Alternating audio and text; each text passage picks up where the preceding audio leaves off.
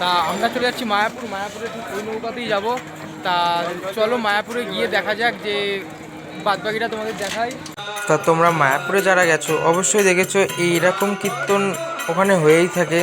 এরা মানে বিদেশি, যারা বিদেশ থেকে আসে এরা এখানেই থাকে। এবার আমি চলে গেলাম মেন উদ্দেশ্যে, যে নতুন মায়াপুরটা দেখতে।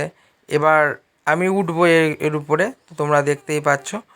তা চলো এবার দেখা যাক উঠে। এই যে এটা হলো পুরোটাই ভেতরে, পুরো ভেতরটাতে ঠিক এটা নাকি 42 তলা। এটা কোন দিক দিয়ে 42 তলা হয় এইটা আমি ঠিক জানি না, কিন্তু ওইখানকার লোক বলছিল এটা 42 তলা। এইগুলো প্রত্যেকটা উপরে ওঠা যায়। এবার আমরা একটু সাইডটা দেখে নিই। এই সাইডটা পুরোটাই কমপ্লিট হয়ে গেছে। আমি যা দেখছিলাম এই সাইডটা বেশিরভাগটাই কমপ্লিট হয়ে গেছে। দরজাগুলো দেখতে পাচ্ছি, এখানে 5টা দরজা আছে এবং বাদবাকি লোকরা ঢুকছিল, আমিও ঢুকেছিলাম ভেতরে। এই সাইডটা অনেকটা কমপ্লিট হয়ে গেছে।